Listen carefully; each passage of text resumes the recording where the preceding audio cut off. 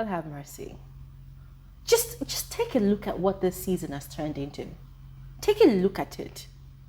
It's turned into a joke. A serious joke. A mess. An issue that is quite serious in South Africa.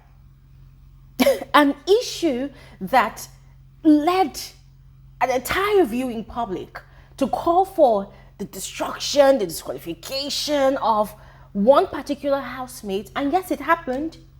An issue that prompted production to send into the house a therapist, an activist, to educate the housemates on sexual violence, assault, mental health, but emphasis on sexual assault. Or is it sexual assault?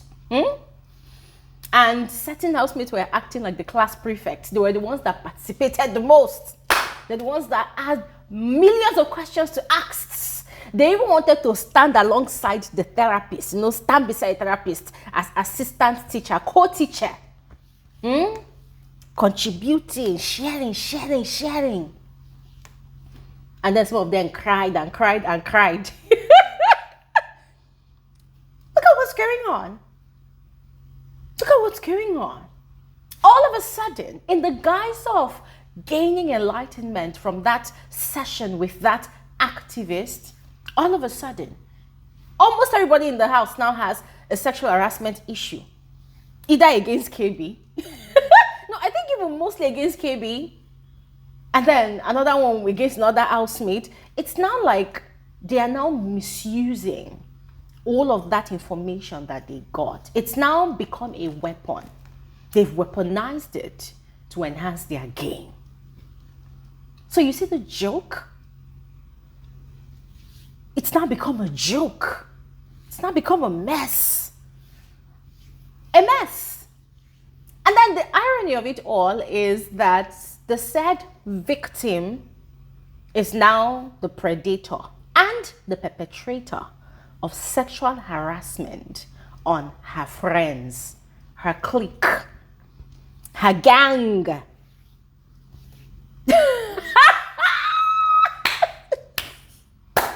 What a time to be alive. Oh, and you know what's even funnier? It's how production was working harder than the devil yesterday. Running around with the cameras, obviously trying to protect Kayb.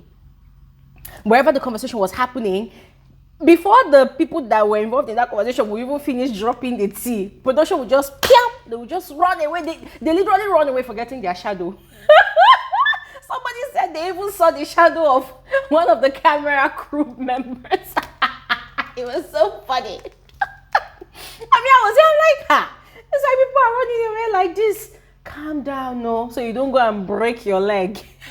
Because if you break your leg, how are you going to explain it? I mean, guys, yesterday was a mess. It was a mess.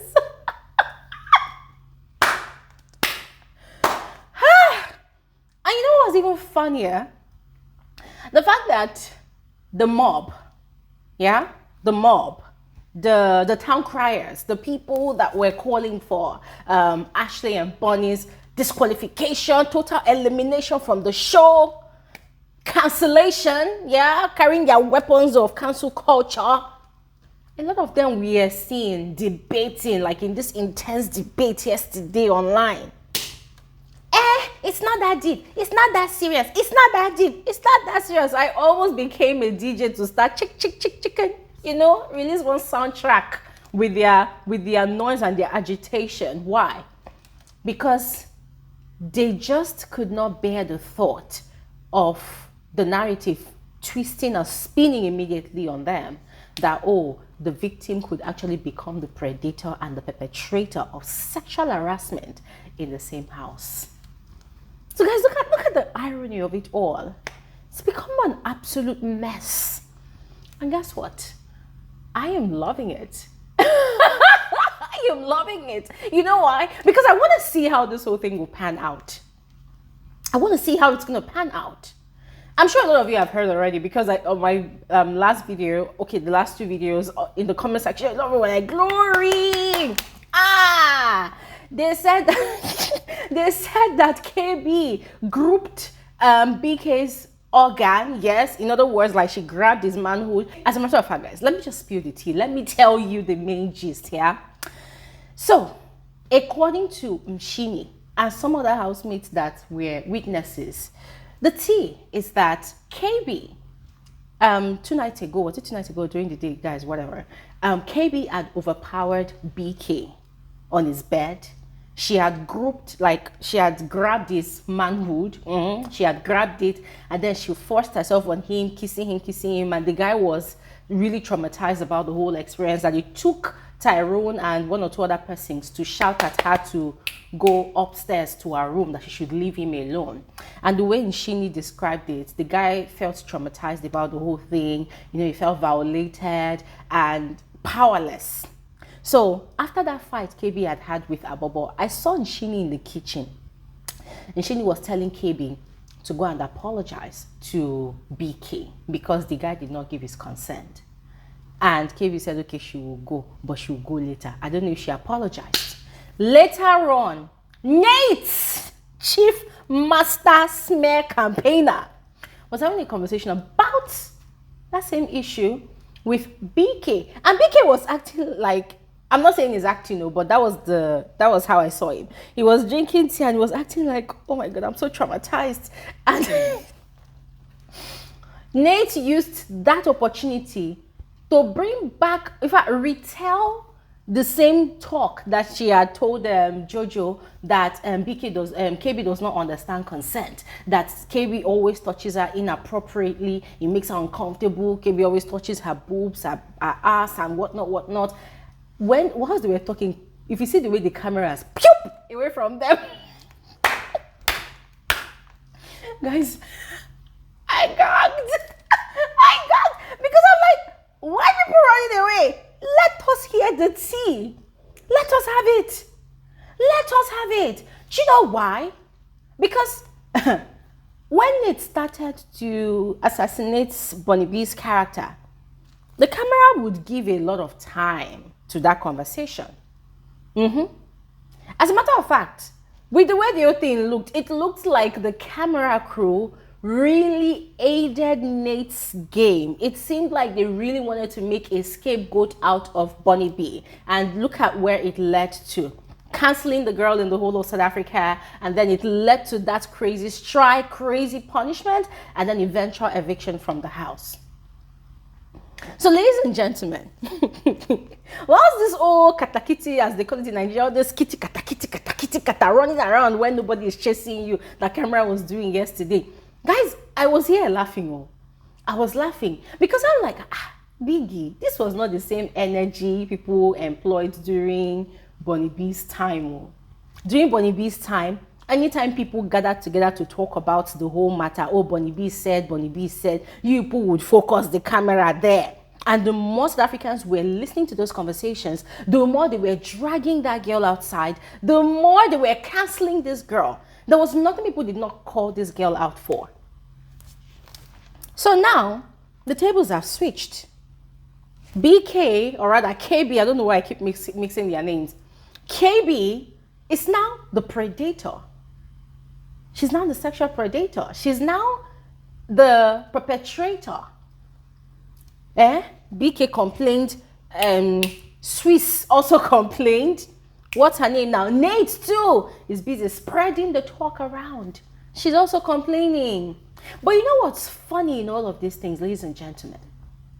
It's the fact that before Bunny B and Ashley's situation became very serious, before they sent into the house that activist who, in my own opinion, was very biased with her lecture because she centered that conversation around BK, like she ensured that BK got all the pity party that she could amass that Sunday. And also before Bunny B got evicted, which was some sort of a symbol to the rest of the house that, oh my God, South African culture, council culture is pretty much alive and it's very active this season. Let us weaponize it.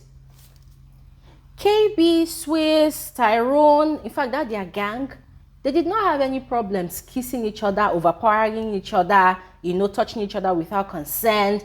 Nate forcefully kissed Jojo, and then she went and switched it and lied that Jojo kissed her, that she was shocked. In other words, she did not give Jojo consent to kiss her. Guys, they were not throwing around this word of, oh, consent, no consent, consent, no consent. And so now they've seen the power of South African cancel culture. So instead of them to learn the lessons of how to conduct themselves in a public space, especially respecting people's individuality and sexuality and not making people feel uncomfortable around them, they've now weaponized what they learned from that activist and from how South Africans managed that whole situation. So now they're weaponizing it. This Nate's crew now, they're not talking about, and this one touched me without consent, this one kissed me without consent. Why? Because they are waiting for you guys. They are waiting for the South African activists, you know, the ones that are very active in cancel culture. They are waiting for you people to cancel the people that they are mentioning their names. But then, as I said before, the irony of it all is that the victim is now the predator and the perpetrator. So people's hands are now tied. People's lips are now, they don't want to see anything. They don't want to address the situation. I have been waiting. The whole of yesterday, I was waiting and waiting and waiting for the moment where I will hear, disqualify Kayb, disqualify Kayb, disqualify Kayb. Boop. I did not hear shit. I didn't. Oh, and it did not even help matters that production 2 was always running around with the cameras. Like, why? It could be either of two things.